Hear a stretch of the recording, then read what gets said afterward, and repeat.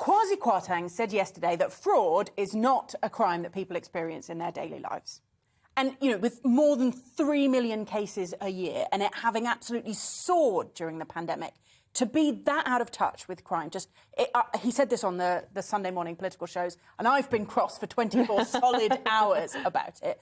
Because if you can't understand the nature of crime, you can't possibly police it. He did this because the Prime Minister said in Parliament that crime was falling. Crime is falling if you take out the crimes that are rising, namely fraud. So I can understand why, as a minister, he's trying to defend the Prime Minister. He's trying to say, oh, well, it's perfectly fine to take out fraud. It's not fine to take out fraud.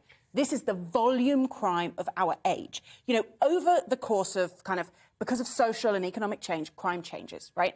So burglary used to happen more because people's expensive stuff was in their houses. Now, mugging and theft has gone up because lots of people are carrying about hundreds of pounds worth of stuff in their hand or their handbags. And so burglary is down, theft is up. You can't just take theft out and say, oh, it doesn't matter because, you know, it's not what people experience. It's nonsense. Millions of people are constantly attacked by fraudsters trying to get their phone number, trying to figure out if, you know, is this text a real one? People knocking on doors, selling fake vaccines, people taking absolute, trying to think of a polite way of saying it, so I'm just not going to, exploiting vulnerable older people, selling them dodgy home repairs. Stealing their pets. Identity fraud. This is the thing that's going up. And it's where organised crime is investing. Yep. They are investing in online crime. And if the government doesn't understand that, they cannot keep us safe. I suppose, Andre, the answer to this is that luckily Kwasi Kwarteng isn't the Home Secretary. He isn't responsible for the statistics when it comes to crime. He is just the Business Secretary. He's also the only other Kwasi other than Quasimodo. Oh, God. Anyway, we go really plumbing the depths now. I'll tell you something that I always worry about with fraud. I think people are too shy about reporting it because you see loads of low-level frauds where somebody gets, you know, a £20 charge for something and they never claim it back or call the police or whatever. Similarly, there are large numbers of people, I imagine, watching this show who found it very hard to prove a fraud because instead, quite often it said, well, this is a civil offence, you know, you were owed money or whatever. First of all, it's not clear who you turn to. That's right. Second, when you try and report these things, you're usually just held on a line forever and ever as well.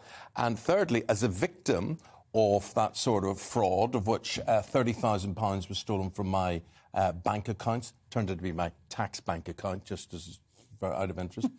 But the judge, the guy who stole it from me and another television broadcaster, said it wasn't really a crime.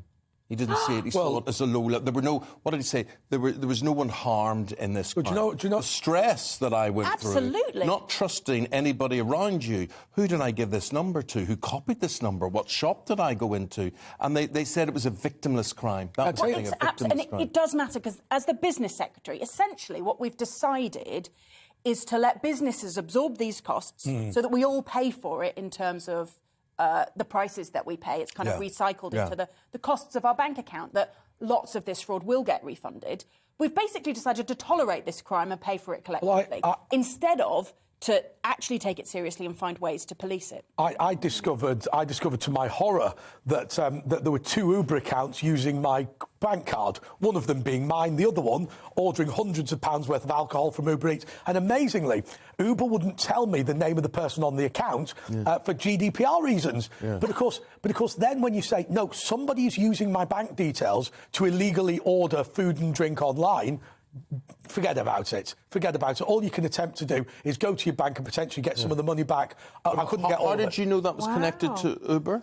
Well, because I started seeing Uber bills coming up on my bank card. Right. So, of course, I said to them, I said, well, hang on a second, it's my bank card. And they said, well, we can't tell you who's using it. I said, but it's mine. Now, of course, the point is, I'm not having to go necessarily Uber. We're not alive to these low-level fraud activities, but they go on absolutely all the time.